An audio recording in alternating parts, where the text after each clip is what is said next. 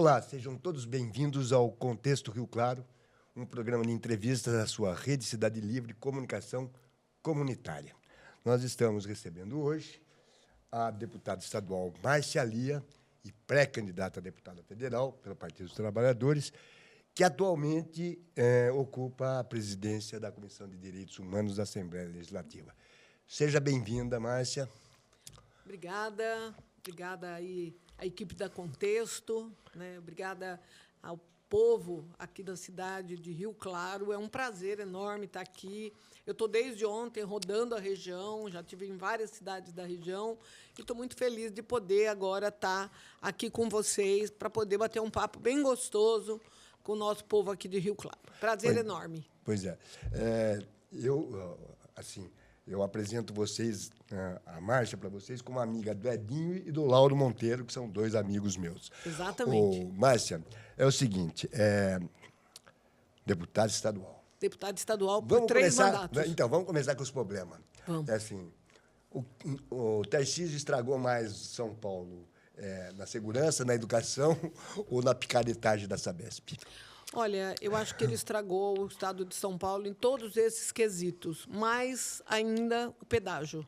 Tem a questão da educação, que nós estamos com um projeto de lei para votar lá na Assembleia na próxima terça-feira, portanto, é importante a participação dos professores lá, porque é um projeto que vai jogar, na minha opinião, uma pá de cal para enterrar de vez a educação. Ele não gosta do servidor público, a verdade é essa. Muita dificuldade. Interessante, porque ele sempre foi servidor público a vida inteira mas dele, ele não gosta de servidor público. Uma coisa é ele estar como servidor público no exercício da função. Outra coisa é estar como governador, atrapalhando a vida do servidor público, principalmente o pessoal da segurança pública, o pessoal da educação. Nós estamos vivenciando 1000 problemas em relação à privatização da Sabesp. Que afeta a saúde, inclusive. Lembra todo mundo? Sim, péssima qualidade de prestação de serviço, água suja, esgoto sendo jogado nos rios, porque eles prometeram mundos e fundos. Com a privatização vai ser uma beleza, vai diminuir a tarifa, mas o serviço vai ser muito melhor prestado. É exatamente o inverso, e a gente está vendo isso. Essa semana passada teve uma explosão de uma obra feita com muito desleixo, com muita incompetência, e a gente viu exatamente morrendo pessoas, a situação difícil que aconteceu lá na cidade de São Paulo. E no interior também, viu? E para piorar, ele está fazendo escola, porque assim, Sim. Rio Claro já privatizou a água no governo do inelegível aí, né? Um cara que tem uma neblina aí no meio da história, e agora eles querem privatizar a outra parte. E ontem eles fizeram uma audiência pública, às 10 horas da manhã, na Casa do Chapéu. Tinha 6 pessoas na audiência pública. Olha isso não é audiência pública. Não. Isso é enganação. É a escola Tarcísio de Sé. Márcia, a situação das mulheres no Brasil e no estado de São Paulo. Tem solução? Como é que nós resolvemos esses problemas? Eu vou responder essa pergunta, mas eu vou terminar de responder a anterior, por conta da questão da segurança pública. Quando você conversa com os policiais civis, quando você conversa com os policiais militares, com os policiais penais, quando você conversa com toda a estrutura de segurança, inclusive os funcionários, os dactiloscopistas, os Polícia investigadores, exatamente, com todo esse pessoal, não tem ninguém satisfeito. Todos estão insatisfeitos por conta da precariedade, da falta de estrutura para trabalhar, assim como na educação também. Na educação, não só os professores estão sendo extremamente maltratados. Mas a turma dele está contente, porque ele está, assim, principalmente aqueles aposentados que ele está enfiando em umas escolas. Não, mas aí são policiais... Para fingir que... Policiais aposentados, que não têm nenhuma condição técnica. Pedagógica. Nenhuma condição pedagógica, não tem nenhuma condição psicológica de estar tratando com crianças, com jovens, com os adolescentes. Não é função dele. E não é função dele, não foi preparado para isso. Cada pessoa é preparada na vida para uma função. E esse povo está... Aí a gente viu há pouco tempo o cara escrevendo na Pois é. lousa com Não, se erros esse fosse o crassos maior de problema, português. não, se esse fosse o maior Não problema, é. ainda, né? Não é. Então, quando você olha para a educação, os professores estão sendo muito maltratados, os professores estão sendo extremamente agredidos na sua moral, do ponto de vista do que trabalham, do que fazem em prol da educação de qualidade. Quando você olha para a segurança pública, é esse caos também. Então, eu acho assim, quando você olha para a quantidade de pedágios e a forma como foram implantados esses free flow, você vê que nós estamos com... E tem mais. Faltou o Requião aqui para dar umas... Mas tem mais. Pimentel tem mais. E também a corrupção que corre solta dentro do governo do Estado de São Paulo, na Secretaria da Fazenda. A gente viu... Também na Secretaria. Também. Na Secretaria de Esporte, na Secretaria de Cultura, a gente já ouviu vários zuns, várias conversas de coisas muito mal feitas. Eu vou falar uma coisa para você. Até que a Secretaria de Cultura dele, pela expectativa que a gente tinha criado, até que... Está razoável. Tá melhor do que a segurança. Não, tá melhor. Enfim, então... Com grana do governo federal, mas tá melhor. Sim.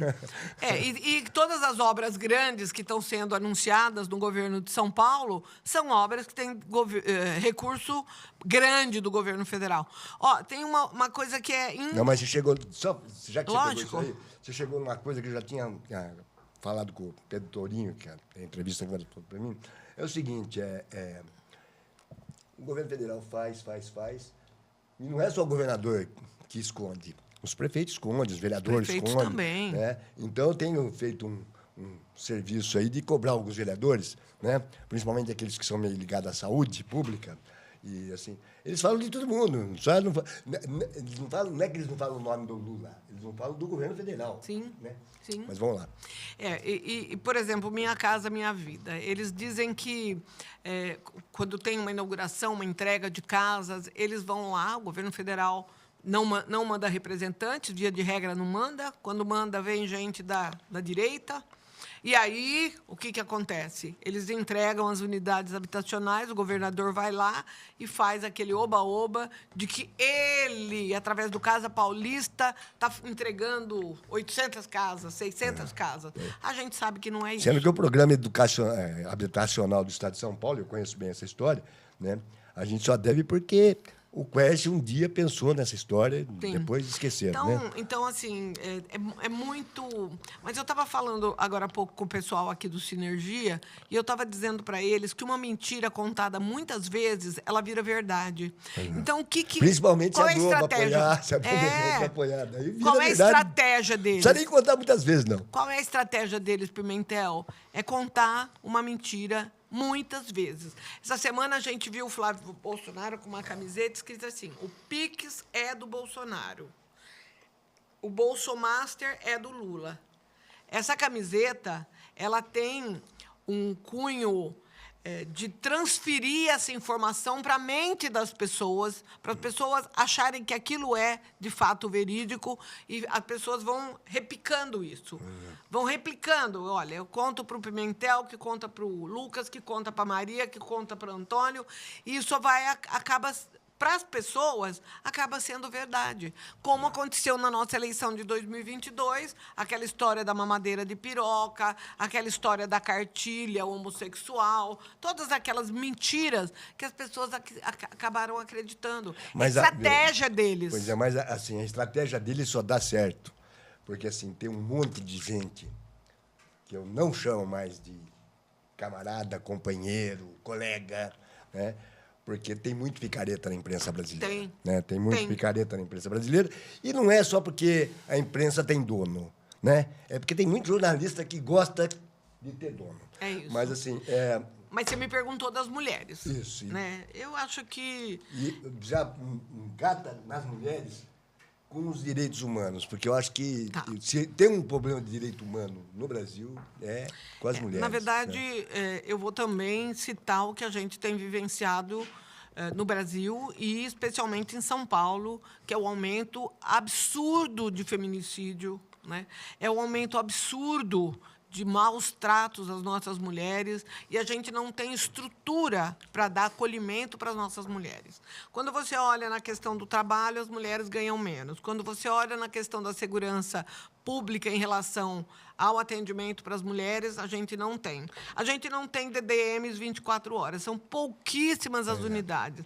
Quando nós aprovamos na Assembleia um projeto de lei para que a gente pudesse começar a implementar, que, aliás, é uma política pública exigida pelo governo federal através de lei, mas eles não implementam. Eles puseram lá umas delegacias virtuais. Você imagina uma mulher que foi estuprada, que sofreu violência física. Aqui em Rio Claro, eles ficaram 2 anos para entregar uma delegacia. Se ela tem vontade Isso de porque ir o Aldo pras Demarque redes prometia sociais, toda semana que ia ter a pois é. delegacia. Se ela tem vontade de entrar na internet para contar como é que ela foi submetida à tortura, ela não tem.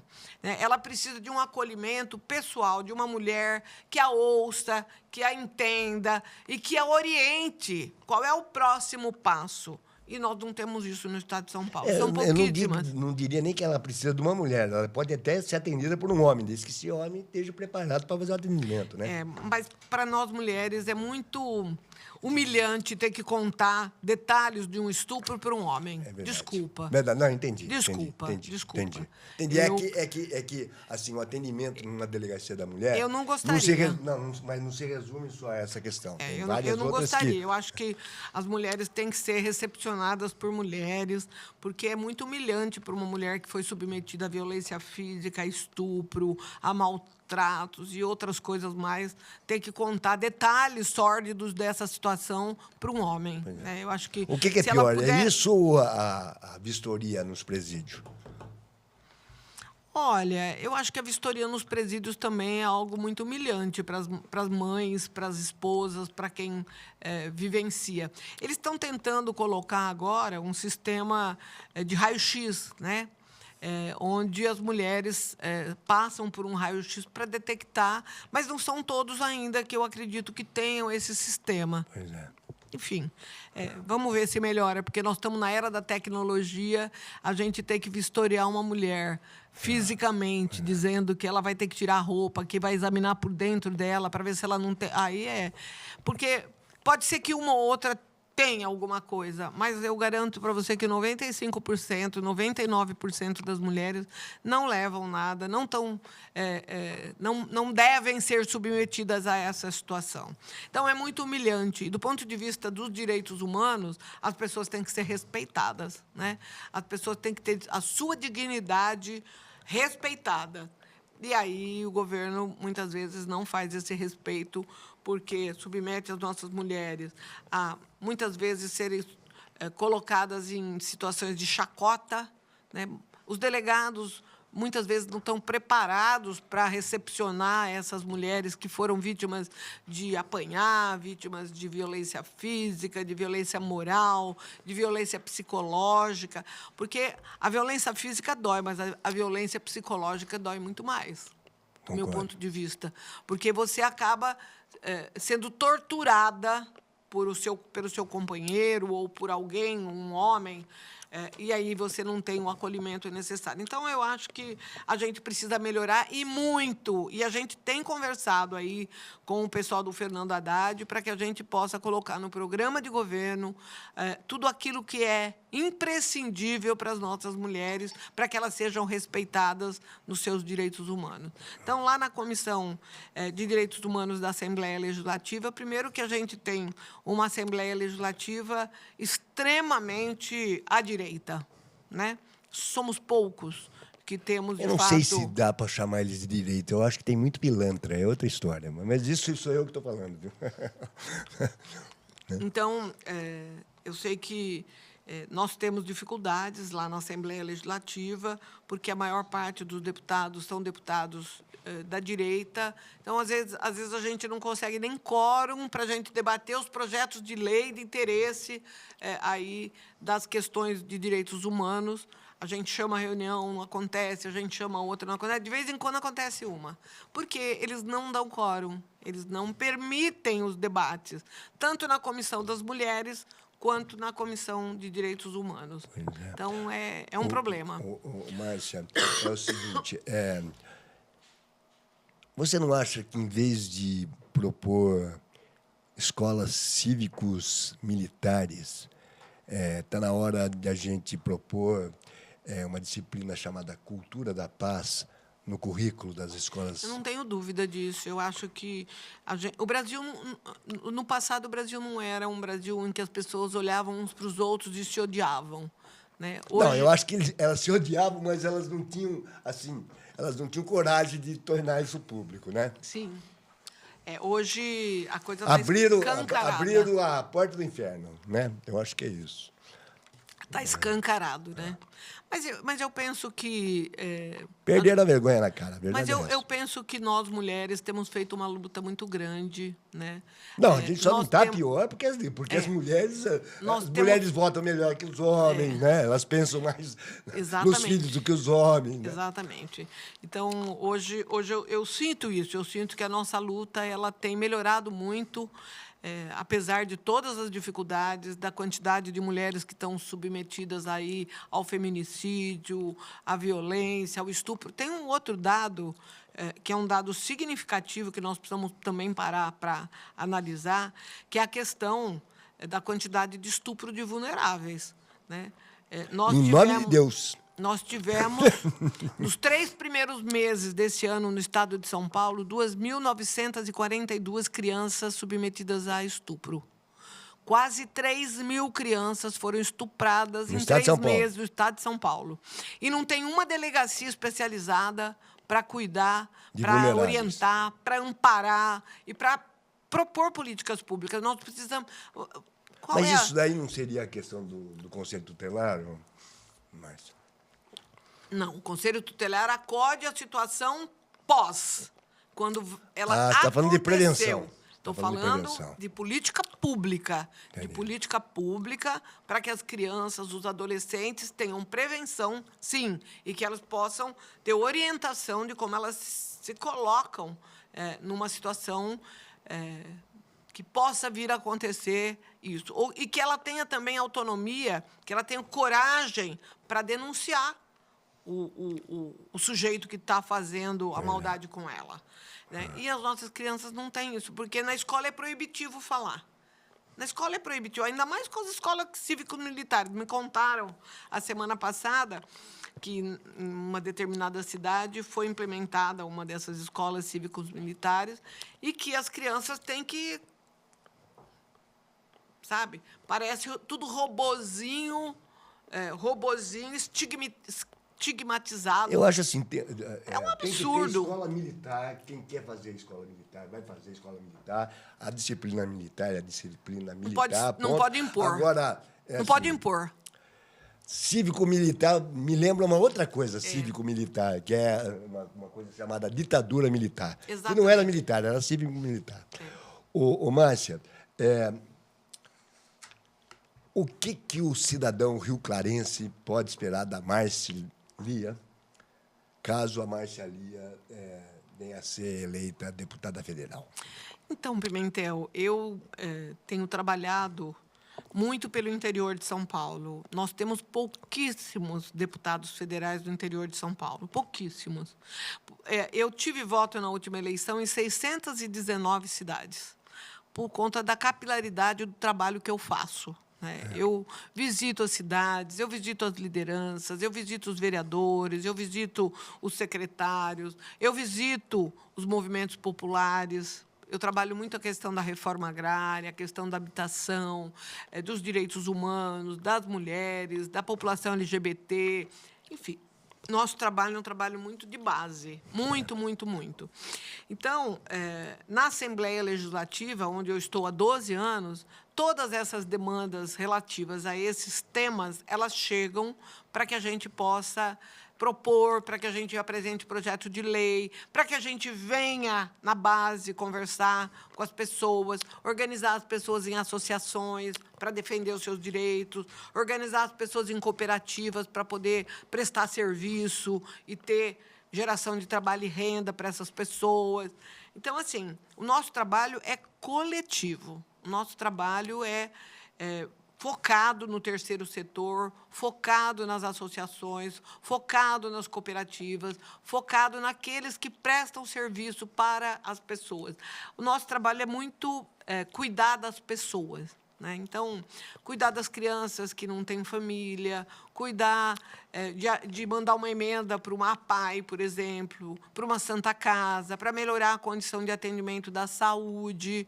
Então, assim, eu acho que Rio Claro pode esperar esse mandato, né? Um mandato de base, um mandato que dialoga com toda a população para que a gente possa apresentar projetos de lei, propor políticas públicas, contribuir financeiramente através das nossas emendas parlamentares, que não são secretas, que são transparentes, que tem que ter prestação de contas de cada centavo do dinheiro público que vem para a entidade. Você não acha que essa coisa das emendas parlamentares, elas são, na verdade, principalmente secretas? Federal? Não. As que não são secretas também. Porque eu acho que fragmentado, do jeito que é fragmentado o orçamento. Não estou dizendo que não tenha que ter emendas parlamentares, mas no nível que chegou, você está fragmentando o orçamento, tanto da União quanto do Estado, e agora já chegou no município aqui, aprovaram aqui, emenda positiva aqui, etc.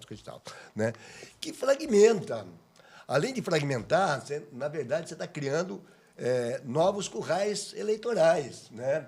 Enquanto assim é completamente desigual, né? Se eu não sou um deputado, se eu não sou um vereador, né? Eu vou concorrer com um cara, eu resolvo entrar na política, que passou 4 anos fazendo política com dinheiro público.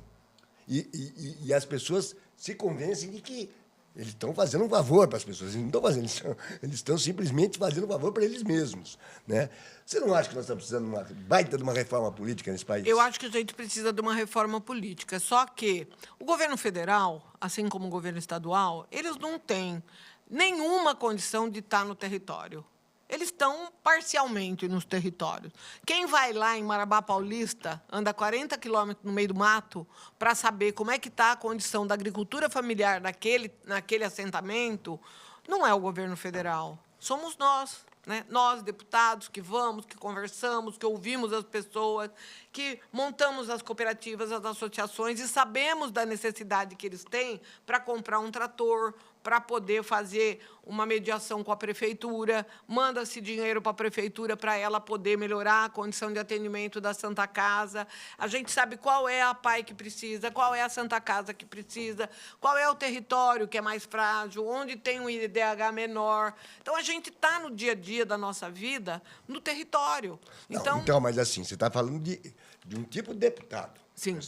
Talvez você faça isso, não sei quem faça isso. Agora, na verdade, o que nós estamos vendo é uma outra coisa. Então, nós temos que trocar os deputados. Pois é. Esse é o problema. Pois é. Temos que trocar os deputados. Concordo, mas, assim, a gente não vai conseguir trocar os deputados se a gente não mudar o sistema político. Sim. A prevalecer isso é assim... Enfim, o Pimentel... eu ando aqui, eu sou jornalista, eu ando aqui a maioria do eleitorado está pensando assim, vamos eleger um deputado de Rio Claro para ele poder trazer dinheiro para Rio Claro. E não me entra na cabeça que esse seja um critério palatável, entendeu? Tem que ter política pública que sirva para Rio Claro, para IPU, no geral. Tem um problema ali, etc. Tudo bem. Concordo com você. Tá bom. Agora, você mandar 100 mil, 200 mil para uma prefeitura para resolver o problema, tá? Agora, você ficar mandando dinheiro para quadra de esporte, parquinho de praça pública que dura 3 meses, depois já não tem mais nada, porque já quebraram tudo. Então, aí vamos conversar. Você bota o parquinho, mas você não bota ninguém para cuidar do parquinho, né? Então, o parquinho... Mas vamos conversar. Né? Vamos conversar sobre isso. Eu defendo que cultura e esporte é prioridade. Não, eu sou cultura e esporte tira a criança da rua, né? Educa. Eu acho que é fundamental que a gente tenha uma política pública forte. Na verdade, o que tira da rua é educação com cultura e esporte, ou seja, é educação integral, né? Sim. Educação é fundamental, mas cultura é fundamental. Não, então. Esporte é fundamental. Integrado. Eu acho que a gente tem que ter... Eu costumo dizer que cultura é a mãe. Eu acho que cultura é muito mais do que educação. Cultura é o processo, né? Não é artes, né? Não é artes. É outra história. Cultura é um processo, né? Civilizatório, A geralmente. gente fala de cultura civilizatória, mas a gente fala daquela cultura também que traz toda a potencialidade, porque uma criança gosta de tocar piano, outra criança gosta de pintar quadro, outra criança gosta... Então, são várias... Antigamente as pessoas chamavam as coisas pelos nomes. Isso aí assim, não é cultura. É artes e ofícios, entendeu? Mas isso é o que eu penso, né? É aquilo que eu digo. Isso é uma coisa que eu conheço mesmo, né? Eu sou um militante da área de cultura. Para mim, cultura é a mãe. Cultura é o processo. Música são linguagens artísticas, né? Então, sim, são não várias é isso. linguagens. Não é a cultura que tira a criança da rua. É o processo que tira a criança da rua. Lógico. Mas se você ocupa a mente da criança com algo que ela gosta de fazer, automaticamente você ganha essa criança e você consegue educar essa criança para ser um cidadão de bem, para ser um cidadão efetivamente que vá fazer a participação dele na sociedade como um homem de bem, uma mulher de bem, uma pessoa que tenha... Eu quero dizer para você tentar entender o que eu estou falando para você. Assim, para mim, assim... do mesmo jeito que música, esporte tira a criança da rua, ensinar a cultura da marcenaria, da educação doméstica. Eu sou órfão do vocacional, entendeu? Da Maria de Marcenaria. Então é assim que eu vejo as coisas. Né? Eu sou partido verde, você sabe disso. Então é disso que se trata. Eu olho a cultura como sendo um instrumento de transformação social. Acho que através da cultura a gente pode transformar vidas. Nós temos experiências lindas lá na minha cidade de Araraquara, quando a gente governou Araraquara com Edinho, em que a gente fez as oficinas culturais. O Lauro é uma pessoa maravilhosa. Em que a gente fez as oficinas culturais, em que a gente fez as escolinhas de esporte. A gente mandou pessoas que sobressaíram na dança, em outras linguagens culturais, para fora do Brasil. Até hoje participam lá fora na Europa, nos Estados Unidos, porque eram crianças da periferia que não tinham nenhuma condição se não fosse uma oficina cultural, se não fosse uma escolinha de esporte. Então, eu acho que é fundamental que a gente tenha a possibilidade de, sim, enviar uma emenda para a cultura, enviar uma emenda para o esporte, para melhorar uma quadra de esporte onde o jovem vai lá para poder fazer, para praticar o seu esporte. Eu defendo que a gente tenha essa possibilidade, porque a gente conversa com o prefeito, a gente conversa com o vereador, a gente conversa com a comunidade e a gente consegue encaminhar uma demanda, porque a prefeitura, ela fica com muito pouco do orçamento global da União. Ele fica com um pedacinho pequeno. Né? Então, nós precisamos fazer uma reforma também federativa, para que a gente possa ter aquele que efetivamente executa a política pública, que é o município que está ali atendendo a saúde, atendendo a educação, atendendo a cultura, atendendo o esporte, que ele tenha mais autonomia financeira para poder fazer isso. Então, o bolo tem que ser melhor dividido. Vamos ver o resultado bem pela reforma tributária. Eu já recebi um toque da moçada aí, que nós estamos, infelizmente, chegando no fim, não vai ser a última vez que você vai estar aqui. Sim, eu quero vir outras vezes. E daí, Márcia, assim, eu costumo brincar que no contexto do Rio Claro, assim, eu sei que você é muito mais conhecida que eu, muito mais popular que eu, você já tem 3 mandatos de deputado estadual, né, eu sou apenas um rapaz latino-americano, mas assim, quem vê no meu programa, eu sempre dou os 2 últimos minutos de fama para quem vê no meu programa. E esses 2 últimos minutos de fama é para você conversar não com quem está te pressionando aqui, te entrevistando. É para aquele cidadão que está te assistindo ali. E eu sei que você não pode pedir voto ainda, não, né? Não posso. O Brasil é o país da mentira, né? Nós fomos descobertos em 1500. Até hoje nós fomos descobertos e ninguém cobriu de novo. Certo? Então, fala com o povo de Rio Claro aí, não sei, 2 minutos de fama. Primeiro eu quero agradecer a você e a toda a sua equipe por me receber aqui, para poder conversar com o povo de Rio Claro. Então, agradecer imensamente essa oportunidade. Dizer para as pessoas de Rio Claro que eu estou à disposição, o nosso mandato é um mandato popular, Eu estou na Assembleia Legislativa há 12 anos, estou no meu 3º mandato, terminando o 3º mandato, sou pré-candidata a deputada federal, porque eu acho que o interior do estado de São Paulo precisa ter representatividade progressista, precisa ter pessoas que representem efetivamente as nossas mulheres, as nossas crianças, a população LGBT, as pessoas que precisam, a população negra, a população, enfim. Eu acho que é um mandato multifacetado, né, que tem uma série de demandas que a gente tem trabalhado, e eu quero ser aí a representante de Rio Claro também. Tenho grandes amigos aqui, bons amigos aqui na cidade de Rio Claro, e hoje eu estou tendo a oportunidade de vir aqui no encontro do Sinergia, que tem feito um debate sobre a questão salarial, sobre a questão deste momento em que eles estão fazendo aí as convenções coletivas de trabalho. E eu quero agradecer a você que teve aí a paciência de ouvir essa entrevista, dizer que eu, Marte Alia, deputada estadual, estou à disposição de Rio Claro e quero construir políticas públicas para melhorar a vida da população. Não só de Rio Claro, mas também de Rio Claro e do interior do estado de São Paulo. Conta comigo.